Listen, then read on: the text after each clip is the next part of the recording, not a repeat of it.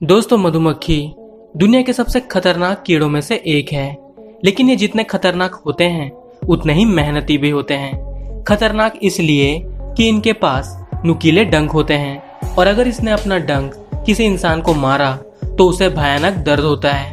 और मेहनती इसलिए कि जैसा कि हम सभी जानते हैं कि ये मधुमक्खियाँ मीठा और स्वादिष्ट शहद बनाने के लिए जानी जाती है, जिसके लिए ये काफी मेहनत करती है। ये मधुमक्खियाँ विभिन्न प्रकार के फूलों का रस पीकर एक स्वादिष्ट शहद का निर्माण करती है। आपको जानकर हैरानी होगी कि ये मधुमक्खियाँ हर साल लगभग 150 किलोग्राम शहद का निर्माण करती है। और अगर बात करें इनके परिवार की तो इनके एक छत्ते में लगभग 20,000 से 50,000 मधुमक्खियाँ रहती है, जिसमें 500 से 600 नर मधुमक्खी होते हैं। और इस छत्ते में सिर्फ एक ही रानी होती है जो इनसे आकार और ताकत में बड़ी होती है और इसीलिए ये इन सब मधुमक्खियों पर राज करती है। जी हाँ दोस्तों, इस छत्ते में नर और रानी मधुमक्खी को छोड़कर सभी मधुमक्खियाँ वर्कर्स होती है जो रानी के आदेश का पालन करती है। लेकिन क्या आपको पता है कि इन मधुमक्खियों का जन्म कैसे होता है? अगर नहीं तो इस वीडियो को पूरा जरूर देखना। लेकिन आगे बढ़ने से पहले आपको बता दूं कि इससे पहले मैंने बहुत से जानवरों के जीवन चक्र की वीडियो बनाई हुई है, जिस पर आप सभी का बहुत प्यार मिला। और आज हम आपके लिए एक और जीवन चक्र के साथ ये वीडियो लेकर आए हैं। हमें उम्मीद है कि आप इस वीडियो को भी वैसा ही प्यार देंगे। तो चलिए वीडियो शुरू करते हैं।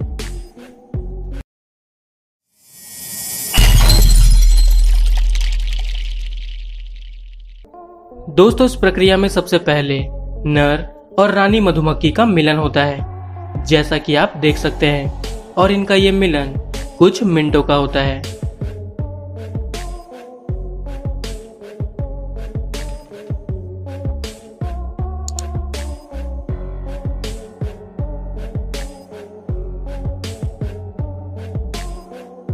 तो जैसे इनके मिलन की प्रक्रिया पूरी हो जाती है, उसके कुछ दिनों बाद ही रानी अंडे देने की अवस्था में आ जाती है। दोस्तों, आपको जानकर हैरानी होगी कि रानी मधुमक्खी एक बार में लगभग 2000 से 3000 अंडे देने में सक्षम होती है। जी हाँ दोस्तों, ये मधुमक्खी छत्ते के एक खंड में एक अंडे दे देती है, जिसके बाद इन अंडों की देखभाल वर्कर्स मधुमक्खियाँ करती है। लेकिन दोस्तों, इन अंडों की भी एक अजब कहानी होती है, जिसे जानकर आप भी हैरान हो जाओगे।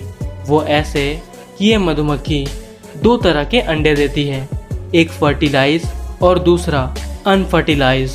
अगर फर्टिलाइज अंडे की बात करें तो इस अंडे से रानी मधुमक्खी और मादा वर्कर्स मधुमक्खी का जन्म होता है। अगर बात करें रानी मधुमक्खी की तो इसे रानी मधुमक्खी इसीलिए कहा जाता है क्योंकि ये रिप्रोड्यूस करने में सक्षम होती है, यानी ये अंडे देने में सक्षम होती है, जिससे दूसरे मधुमक्खियों का जन्म होता है। और अगर बात करें मादा वर्कर्स मधुमक्खियों की तो इन्हें वर्कर्स मधुमक्खी इसीलिए कहा जाता है क्योंकि इनमें रिप्रोड्यूस करने की क्षमता नहीं होती, यानी ये अंडे नहीं दे सकते। और अगर बात करें अनफर्टिलाइज एग की तो इस अंडे से नर मधुमक्खी का जन्म होता है, जिसे ड्रोन भी कहा जाता है। तो जैसे इनके अंडे 3 दिनों के हो जाते हैं, उसके बाद ये लार्वा में बदल जाते हैं। और जैसे ही ये लार्वा में बदल जाते हैं, उसके बाद ये वर्कर्स मधुमक्खियाँ इन्हें स्पेशल जेली खिलानी शुरू करती है, जिससे इनका विकास तेजी से बढ़ने लगता है। ये स्पेशल जेली बिल्कुल उसी तरह से तैयार की जाती है जिस तरह ये शहद बनाती है, बस इनमें कुछ फूलों का फर्क होता है। तो लगभग 3 दिनों तक ये सभी लार्वा को स्पेशल जेली खिलाती है, जिसके बाद इन्हें पता चल जाता है कि इनमें रानी मधुमक्खी, वर्कर्स मधुमक्खी और नर मधुमक्खी कौन बनेगी। तो जैसे ही इन्हें इस चीज का पता चल जाता है, उसके बाद ये सिर्फ रानी मधुमक्खी बनने वाले लार्वा को ही स्पेशल जेली खिलाती है, जिससे उसका विकास तेजी से हो सके। और मादा वर्कर्स मधुमक्खी और नर मधुमक्खी को ये अपना शहद ही खिलाती है। जी हाँ दोस्तों, लेकिन ये ऐसा इसीलिए करते हैं क्योंकि इनके छत्ते पर सिर्फ रानी मधुमक्खी का ही राज होता है और वो आगे जाकर रिप्रोड्यूस करके परिवार की संख्या को आगे बढ़ा सकती है। और इसीलिए रानी मधुमक्खी वाले लार्वा को विशेष पौष्टिक भोजन खिलाकर ताकतवर बनाया जाता है।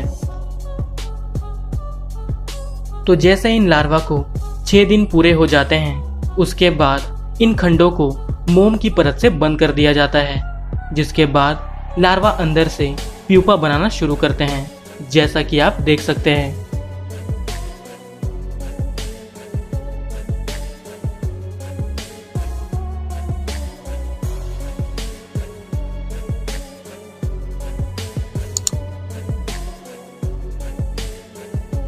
और लगभग 16 दिनों बाद रानी मधुमक्खी मोम की परत को तोड़कर बाहर आती है, जैसा कि आप देख सकते हैं।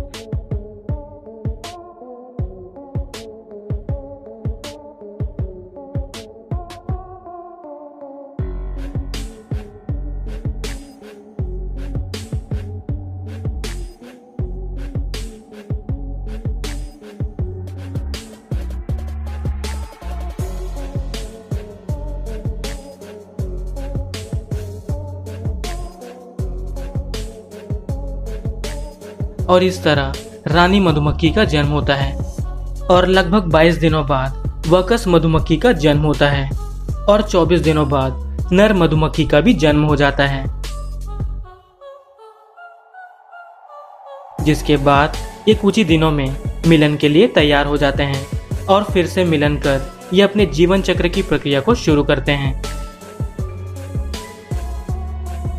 और अगर बात करें इनके जीवन काल की, तो वर्कर्स मधुमक्खी का जीवन काल 6 हफ्तों का होता है, जिसमें ये अंडों की देखभाल, छत्ते का निर्माण, शहद का निर्माण और छत्ते की सुरक्षा जैसे कार्यों को अंजाम देती है। और अगर बात करें नर मधुमक्खी की, तो उसका जीवन काल 20 हफ्तों का होता है, जिसमें इसका सिर्फ एक और मुख्य काम होता है, और वो है रानी मधुमक्खी से मिलन करना, जिसके बाद नर मधुमक्खी की मौत हो जाती है, क्योंकि मिलन के दौरान ये नर अपना सारा स्पर्म रानी के शरीर में ट्रांसफर कर देता है, जिसके कारण उसके शरीर की सारी शक्ति खत्म हो जाती है, जिसके कारण उसकी मौत हो जाती है। और अगर बात करें रानी मधुमक्खी की, तो इसका जीवन काल लगभग 5 वर्षों का होता है, जिसमें ये अपनी पूरी जिंदगी छत्ते पर राज करती है और नर से मिलन कर अपने परिवार की संख्या को बढ़ाती जाती है। और इस तरह छत्ते में रहने वाली सभी मधुमक्खियां एक रानी मधुमक्खी की ही संतान होती है। अब आप लोगों में बहुत से लोग ये भी सोच रहे होंगे कि एक छत्ते में तो सिर्फ एक ही रानी होती है, लेकिन जब वो अंडे देती है तो उसमें कुछ रानी मधुमक्खियां भी पैदा होती है, तो फिर उनका क्या होता है? तो आपको बता दूं कि जैसे ही छत्तों में दूसरी रानियों का जन्म हो जाता है, उसके बाद वो रानियां एक एक करके छत्ते को छोड़कर चली जाती है और उसके साथ कुछ वर्कर्स और नर मधुमक्खियां भी चली जाती है, जिसके बाद वो सभी कहीं दूर अलग अपना छत्ता बनाकर अपना परिवार आगे बढ़ाते हैं।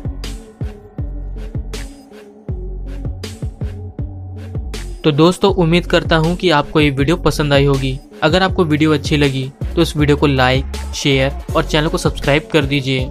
और इस तरह की वीडियो देखने के लिए स्क्रीन पर आ रही वीडियोस या फिर डिस्क्रिप्शन में दिए गए लिंक को चेक कीजिए। मिलते हैं अगली वीडियो में, तब तक के लिए बाय।